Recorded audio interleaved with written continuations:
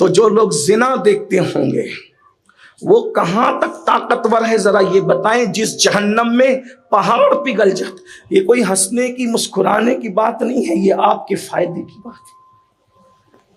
आज आपको लगता है सब चीजें बड़ी इजी है, बहुत आसान है, जो होगा देखा जाएगा। आसान नहीं है, बहुत आसान नहीं। जिस आसान, अगर ये आसान होता तो भाई जिन जिन लोगों को जन्नत की बशारतें दी गई है वो रातों को क्यों रोते?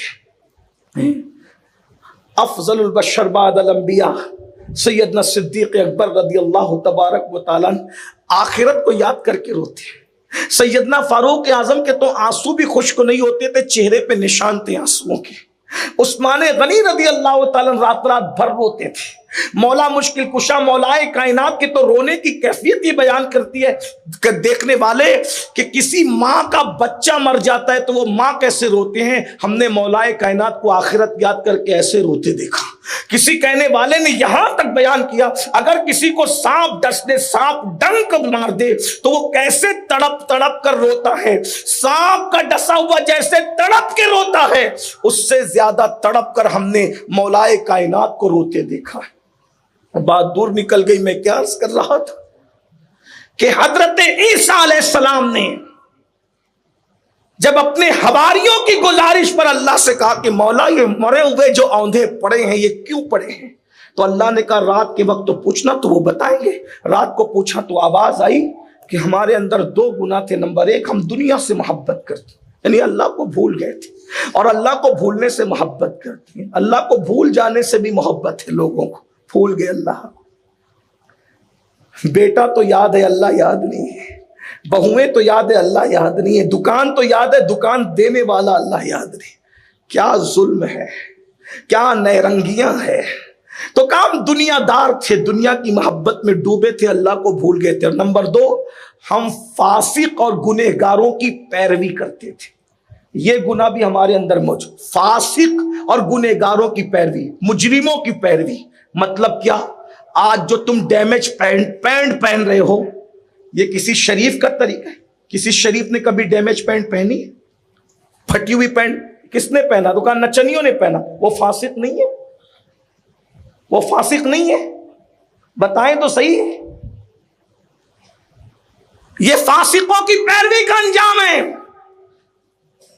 हम फासिकों की पैरवी। शादियों में देख लीजिए, जो दीनदार बनने के ठेकेदार बने हुए उनके घरों में भी डीजे बज रहा है। दीनदारी किस चीज का? सिर्फ मस्जिद के मुतवल्ली होना ही दीनदारी नहीं है। अबू जहल काबे का मुतवल्ली बना बैठा था, कुदरत ने क्या अंजाम दिखाया। मुतवल्ली होना कोई चीज नहीं है, दीनदार होना बड़ी चीज है। हाँ, दीनदार होना बड़ी चीज है। हमने दाढ़ियां रख ली अच्छी, टोपियां अच्छी पहन ली, दाढ़ी के तराश खराश अच्छे हो गए, बातें हमारी वलियों जैसी हो गई, लेकिन हमारे घरों में शादी के मौके पे ढोल बराबर बज रहा है। कहा मौलाना औरतें नहीं मानती। मैंने कहा अच्छा, सालन में नमक ज्यादा होने पे जिसको दो तमाचे मार सकता है, हराम काम करने पे उसको डांट भी नहीं सकता है? अपने नफ्स के लिए मार तक सकते हो और अल्लाह की खुशी के लिए उनको गुनाह से रोक नहीं सकते। गौर कीजिए, तवज्जो, पता चला कि हम खुद ही दीन की अहमियत से नावाकिफ है और हम खुद ही फासिकों की पैरवी पे राजी है। अल्लाह के बंदो, उन्होंने कहा हम फासिकों की पैरवी करते थे, क्या हुआ? कहा ये तबाह कर दिए गए, बर्बाद कर। फासिकों की पैरवी ना करो। ये गाने सुनना क्या है? वो गाने जो फहश गाने हैं, वो गाने जो इंसान को गलत रास्ते पे ले जाते हैं, सारे गाने हराम है और ये फासिकों का तरीका है। इसी तरीके से और भी चीजें, बदनजरियां, बदनिगाहियां, ये सब आप देख लीजिए। अल्लाह की पनाह, किस किस गुनाह का तस्करा किया जाए। बद आवाज आई, दुनिया से मोहब्बत करते थे, फासिकों की पैरवी करते थे, इसलिए ये सब कुछ कर दिया गया। तो ईसा अलैहिस्सलाम ने कहा वो जो तेरे दूसरे साथी है वो क्यों नहीं बोलते? का वो कभी नहीं बोलेंगे कि अल्लाह ने उनके मुंह में आग की लगाम डाल दी है। दुनिया की मोहब्बत और फासिकों की पैरवी की वजह से उनके मुंह में आग की लगाम डाल दी गई है। हाँ हाँ, दाढ़ियां मुंडाने वालों, ये भी फासिकों की पैरवी है। शराब पीने वालों, ये भी फासिकों की पैरवी है। और अल्लाह अकबर, पिकनिक के नाम पर जिना के अड्डों को आबाद करने वालों, ये भी फासिकों की पैरवी है। वो मुर्दा कह रहा है हजरत ईसा अलैहिस्सलाम की गुजारिश पर, मेरे साथी जो औंधे मुंह पड़े हैं मर के, वो कभी नहीं बोलेंगे क्योंकि उनके मुंह में आग की लगाम डाल दी गई है। तो फरमाया तू क्यों बोल रहा है? कहा मैं इनमें से नहीं था, मैं तो इनसे मिलने आया था। इन पापियों से मिलने आने की वजह से मैं भी अजाब का शिकार हो गया और मैं जहन्नम के किनारे पे लटकाया गया हूं कि मैं मुजरिमों से मिलने क्यों आया था, मैंने मुजरिमों से दोस्ती क्यों की थी, मैंने गुनहगारों से दोस्ती क्यों की थी। उस बुनियाद पर मुझे भी मार डाला गया, लेकिन मैं जहन्नम के किनारे पे लटका हुआ हूं और मुझे बोलने की इजाजत है क्योंकि मैं इनमें से नहीं लेकिन मैं इन्हीं में से हो गया हूं। तो कहा इसलिए मैं बोल रहा हूं और मुझे नहीं पता कि जहन्नम के किनारे पे जो मैं लटका हुआ हूं तो मुझे निजात मिलेगी कि नहीं मिलेगी। अल्लाह अकबर। मेरे आका सल्लल्लाहु अलैहि वसल्लम के दीवानों, ये है उन लोगों का अंजाम जो दुनिया से मोहब्बत करते थे, जो दुनिया से प्यार करते थे। मेरे भाई, अब मैं अपनी गुफ्तगू समेटते हुए कहता हूं, खुदा के लिए दुनिया में रहो लेकिन अल्लाह के बंदो आखिरत की कुछ तैयारी कर लो।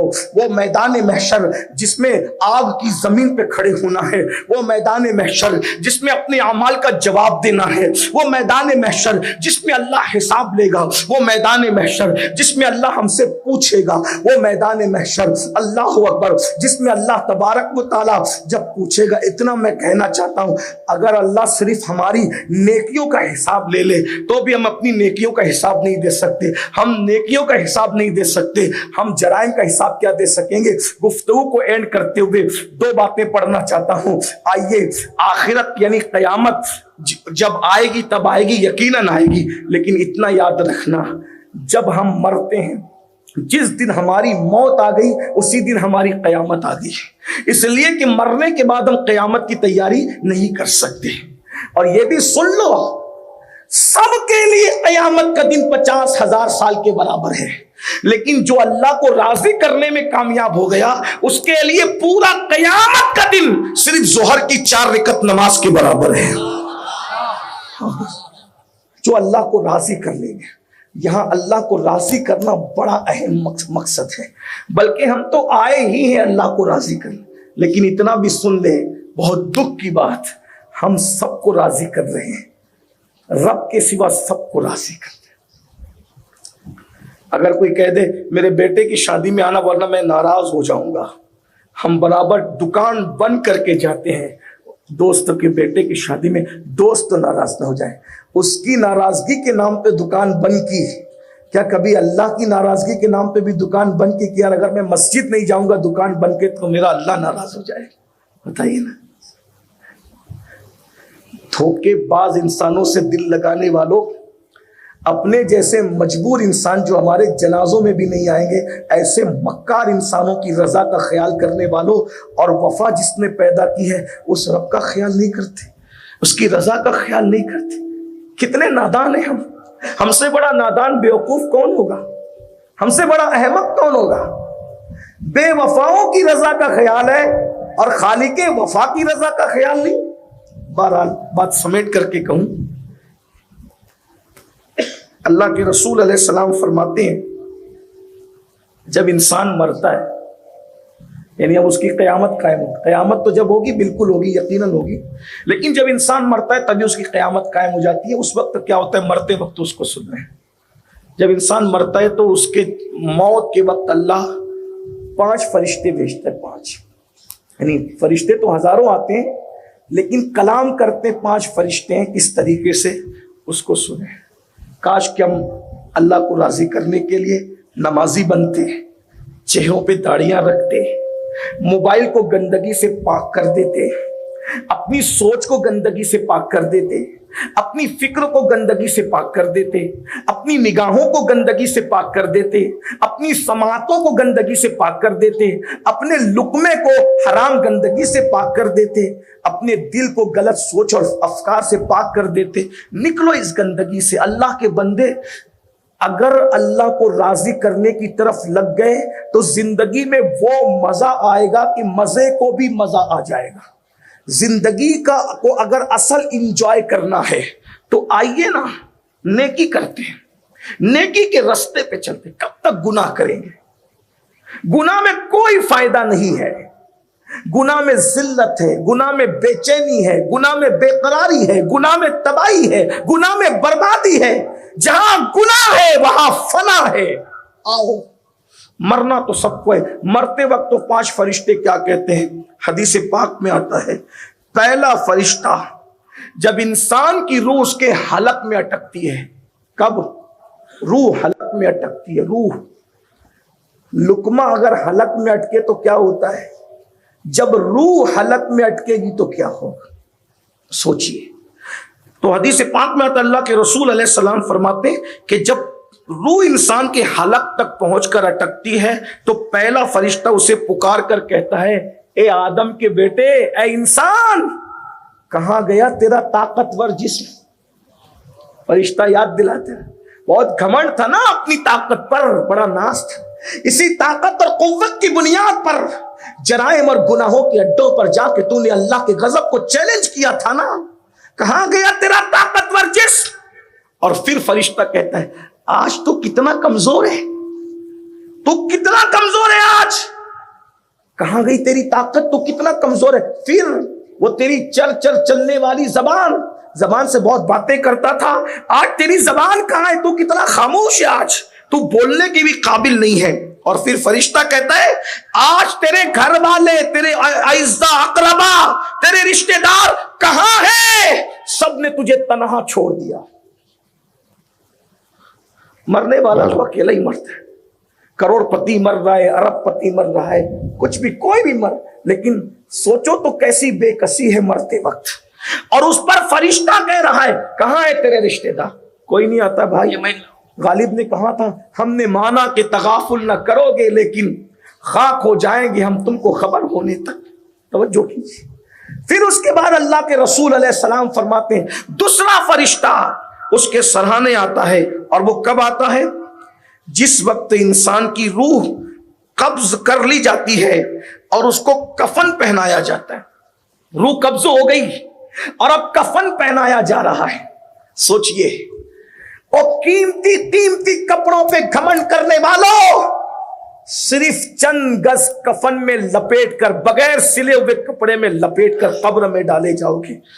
और वो भी अल्लाह राजी है तो ठीक है, वरना ये कपड़ा भी जितने मीटर का होगा ये जहन्नम की आग की चादर की शक्ल इख्तियार कर लेगा। बहुत मजे लूट रहे हो ना दुनिया के, बहुत दिन नहीं लूटने हैं। मुसलमान हो तो मुसलमान होने का हक अदा करो, मुसलमान हो तो इस्लामी फिक्र पैदा करो। हम ये नहीं कहते ना खाओ ना पियो, सब करो, अल्लाह को मत भूलो, आखिरत को मत भूलो, आखिरत की फिक्र करो, आखिरत की तैयारी करो। आका अलैहिस्सलाम फरमाते, जिस वक्त तो रूह निकलने के बाद कफन लपेटा जाता है, उस वक्त तो दूसरा फरिश्ता आके कहता है, ऐ आदम के बेटे, तूने तंग दस्ती के खौफ से जो माल जमा किया था, ना हलाल देखा था ना हराम देखा था, यही चल रहा है सब। हलाल और हराम की कोई तमीज नहीं, आने दो, जैसा आ रहा है आने दो, आने दो, आने दो। झूठ बोल के आता है, आने दो। सूद के जरिए आ रहा है, आने दो। जुए के जरिए आ रहा है, आने दो। मिलावटों के जरिए आ रहा है, आने दो। गरीबों का हक दबा करके आ रहा है, आने दो। सोचिए, गौर कीजिए, रिश्वतों के जरिए आ रहा है, आने दो। खूब रिश्वत ली जा रही है, खूब रिश्वत दी जा रही है, हराम में डूब चुका है इंसान। फरिश्ता रूह निकलने के बाद कफन पहनाते वक्त इंसान से कहता, ओ इंसान, तूने जिस दौलत को जमा किया था हलाल और हराम में फर्क किए बगैर, आज बता वो तेरी दौलत कहां गई। तूने ये सब काम दौलत जमा करने के लिए, आज देखो ना, दौलत जमा करने के लिए तो सब कुछ हो रहा है, इल्ला माशाअल्लाह। और फिर वो फरिश्ता कहता है, वो मकान, वो घर जो तूने तामीर किया था बर्बादी से बचने के लिए, तन्हाई से बचने के लिए, जो तूने उन्स के लिए, सुकून के लिए मकानात तामीर किए थे, कहां है वो, कहां है, कहां है। एक बात आपसे कहूं, कितना भी कमा लो, दुनिया कितनी बेवफा है। सोचो, अगर 5 करोड़ का बंगला भी है, डॉक्टर कहता है कि तुम्हारे अब्बा की तबीयत सीरियस है, इसको आईसीयू में डाल दो, बोलो कहां लेकर के जाते हैं, बेटे पोते नवासे, कहां, हॉस्पिटल में है। 5 करोड़ का बंगला रह गया पीछे, बीमारी हुए, बंगला छूटा, और कहां दाखिल हो रहे? हॉस्पिटल में। हॉस्पिटल में किराए के मकान में, हॉस्पिटल किराए का ही तो है, बेड का 2000 देना पड़ेगा, 5000 देना पड़ेगा, 10,000 देना पड़ेगा, 25,000 देना पड़ेगा, अरे कितना भी दो, लेकिन है तो किराए का। इंसान तेरी बेबसी तो देख, ओ आखिरत से दिल न लगाकर दुनिया से दिल लगाने वाले तेरी बेकसी तो देख कि तू हॉस्पिटल के पलंग पे पड़ा हुआ है, तेरे कपड़े उतार के, कीमती कपड़े उतार के तुझे हॉस्पिटल के कपड़े पहना दिए गए हैं, और तेरे घर में एक से खाना तैयार हो रहा है, डिशें तैयार हो रही है, और तुझे हॉस्पिटल की बगैर नमक की दाल रोटी दी जाए। ये है तेरी दुनिया, ये है तेरी दुनिया जिस पर तूने दीन को बेचा। ये है तेरी दुनिया जिस पे तूने आखिरत को, ये बगैर नमक की दाल रोटी तेरी दुनिया का आखिरी खाना है, ये तेरी दुनिया का आखिरी खाना है। मेरे भाई जरा सोच तो सही, कहां है, किस दुनिया से दिल लगा रहे? अरे आखिरत की तैयारी करो, आखिरत जैसी कोई चीज है ही नहीं। कुरान कहता है बल तुसिरून हयात दुनिया वल आखिरतु खैरुन व अबका, कि दुनिया से बेहतर आखिरत है। दुनिया खत्म होनी है, आखिरत बाकी रहने वाली है। हमारे मुर्शिद सैयदी सरकार मारूफ करकी रहमतुल्लाह अलैह एक मर्तबा फल फ्रूट की दुकान पे खड़े रहकर गौर से फलों को देख रहे थे, गौर से फलों को देख रहे थे। किसी ने कहा, ए मारूफ, क्या तुम्हें फल खाने की हाजत है? कहा, हाजत नहीं है, मैं तो सिर्फ ये देख रहा हूं ये फल कौन खरीदेगा। नाफरमान लोग इसको खरीद के ले जाएंगे, फर्मा बरदार भी ले जाएंगे। मैं देख के खुश हो रहा हूं। जब दुनिया में अल्लाह नाफरमानों को इतना लजीज खिला रहा है, तो जन्नत में फर्मा बरदारों को कैसा लजीज खिलाएगा। गौर तो फरमाए, जब नाफरमानों को इतनी अच्छी ग़िज़ाएं मिल रही है, और याद रखना फल जन्नत के दुनिया के फलों की तरह नहीं है। उनकी लज्जत दुनिया के आम की एक ही लज्जत हो, एक किस्म का आम है हाफूस, उसकी एक ही लज्जत हो, एक किस्म का आम है लंगड़ा, उसकी एक ही लज्जत होगी, इसी तरह और भी आमों की किस्में। लेकिन ये जन्नत के आमों की खुसूसियत है, जितनी चुस्कियां बदलती रहेगी उसकी लज्जतें बदलती रहेगी। जन्नत की नेमतें, जन्नत की नेमतें, जन्नत की नेमत। अगर जन्नत का जिक्र करूं तो आपको हैरत हो, लेकिन जन्नत है बहुत मुश्किल नहीं। कुछ लोग समझते बहुत मुश्किल है, तबलीगी जमात वालों ने बहुत मुश्किल करके जन्नत पेश की, और आपके शायरों ने बहुत आसान करके जन्नत पेश की। लेकिन ना उतनी मुश्किल है जितनी जमात वाले कह रहे हैं, और ना इतनी आसान है जितना आपके शायर लोग कह रहे हैं। बल्कि हमारा दीन अहले सुन्नत व जमात एतदाल का मसलक है, जिसमें न इफरात है न तफरीत है। न उतनी मुश्किल है जो बिदतियों ने की है, न इतनी आसान है जो शायरों ने की है। फिर जन्नत है क्या? तो जन्नत ये है, मेरे इमाम कहते हैं, वो तो निहायत सस्ता सौदा बेच रहे हैं जन्नत का। हम मुफलिस क्या मोल चुकाए, अपना हाथ ही खाली है। जन्नत करीब भी है, सस्ती भी है। मेरे आका फरमाते हैं जन्नत सिर्फ 2 कदम पर है, बहुत दूर नहीं है जन्नत। जन्नत सिर्फ 2 कदम पर है। फरमाया एक कदम अपने नफ्स की ख्वाहिश पे रख दे और दूसरा कदम जन्नत पे दाखिल हो जा। इतनी सस्ती है, नफ्स की ख्वाहिश पे कदम रख दो। नफ्स कहता है फजर में सोना है, उस पे कदम रख दो, मुझे उठना है, क्योंकि मेरे नबी की आंखों की ठंडक मुझे आवाज दे रही है। नफ्स कहता है गाने सुनना है, मैंने गाने नहीं सुनना। नफ्स को कुचलना है, नबी की आवाज में लब्बैक कहना है। अजान के वक्त तो दुनिया की बातें करने को नफ्स कहता है, मैंने नहीं करना दुनिया की बातें। अजान के वक्त मैंने तो अजान का जवाब। कितनी सस्ती है जन्नत नफ्स पे, हालांकि सस्ती नहीं है। यही तो बड़ी मुश्किल है, नफ्स को कुचलना आसान नहीं। नफ्स को हजरत सुल्तानुल आरिफीन बायजीद बुस्तामी 40 साल तक रोजे रखते रहे, नमाजें पढ़ते रहे, भूखे रहे, दरख्त की पत्तियों से रोजा रखकर पानी पे इफ्तार करते रहे। फिर भी एक दिन चेक किया, नफसानी ख्वाहिश है कि चली गई, तो अपने नफ्स को देखा कि नफ्स तो है भाई, और वो भी बिच्छू की शक्ल में है। तो आपने कहा 40 साल तक तुझे मार रहा हूं, तू अभी तक मरा नहीं। कहा बायजीद मैं तो हूं अभी, और उस वक्त तक रहूंगा जब तक तेरी मैं बाकी रहे। जब लोग तेरे हाथ चूमते तो तू सोचता है ना कि मैं कुछ हूं, इसलिए मैं बाकी हूं। जब तक तेरी मैं बाकी तब तक मैं बाकी। जिस दिन तू मैं खत्म करेगा उस दिन फिर मैं खत्म हो जाऊंगा। फिर अब मैं तुझे खत्म करता हूं। अब तक बायजीद इज्जत बचाता फिरता था, अब बायजीद इज्जत लुटाने आ गया, कहा कि मैं खत्म हो जाए। जुमतुल वदा के आखिरी दिन, यानी रमजान के आखिरी दिन को जुमतुल वदा कहते हैं। उस दिन ऐसा काम बताऊंगा नहीं क्या किया, लेकिन ऐसा काम किया बाजार में चलते चलते कि पूरा बुस्ताम मारने पीटने लग गया, खूब मारा। अब तक तो इसको वली समझते थे, ये वली नहीं, ये रोजा भी नहीं रखता, ये रोजा भी नहीं रखता। हमारा पीठ। याद रखना, कौन क्या करता है नहीं करता इसके चक्कर में न पड़ा कर।